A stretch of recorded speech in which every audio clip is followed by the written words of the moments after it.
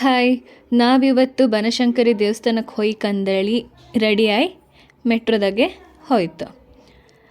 ಮೆಟ್ರೋದಾಗೆ direct Banashankari stop ಇತ್ತು. ಇದು ಬನಶಂಕರಿ ದೇವಸ್ಥಾನ ಹೊರಗೆ, ಇದು ಎಂಟ್ರೆನ್ಸ್ ದೇವಸ್ಥಾನದ್ದು.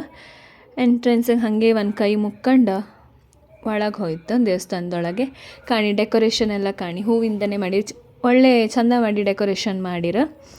ಈ ದೇವಸ್ಥಾನದ ವಿಶೇಷತೆ ಎಂತಂದು ಹೇಳಿದ್ರೆ, ನಾವು ನಿಂಬೆಹಣ್ಣಿನ ದೀಪ ಹಚ್ಚೋದ್ರಿಂದ ನಾವು ಮನ್ಸಿಗೆ ಎಂತೆಲ್ಲ ಅನ್ಕಂತತ್ತು ಅದೆಲ್ಲದು ಈಡೇರತ್ತೆ.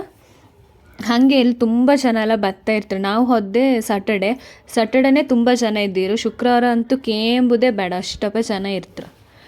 ಮತ್ತು ಇದು ಬೆಂಗಳೂರಾಗೆ ಫೇಮಸ್ ಟೆಂಪಲ್ ಅಂದೇಳಿ ಹೇಳಲ್ಲ. ಇನ್ನೊಂದು ಈ ದೇವಸ್ಥಾನದ ವಿಶೇಷತೆ ಎಂತಂದೇಳಿ ಹೇಳಿದ್ರೆ, ರಾಹುಕಾಲದಲ್ಲಿ ಈ ದೇವ್ರಿಗೆ ಪೂಜೆ ಮಾಡಿದ್ರು.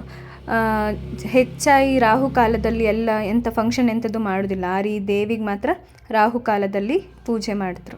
ಎಲ್ಲ ದೇವರಿಗೂ ಕೈ ಮುಕ್ಕೊಂಡು ಹಾಗೆ ಪ್ರದಕ್ಷಿಣೆ ಹಾಕಿ ಅನ್ನ ಸಂತರ್ಪಣೆ ನಡೀತಿದ್ದಿತ್ತು. ಅನ್ನ ಸಂತರ್ಪಣೆ ಸಾಲಿ ಹೋಗಿ ನಿಂತ್ಕೊಂಡು ಊಟ ಮಾಡ್ಕೊಂಡು ಬಂತು. ಈ ವಿಡಿಯೋ ನಿಮಗೆ ಇಷ್ಟ ಆದರೆ ಲೈಕ್ ಮಾಡಿ, ಸಬ್ಸ್ಕ್ರೈಬ್ ಮಾಡಿ. Thank you.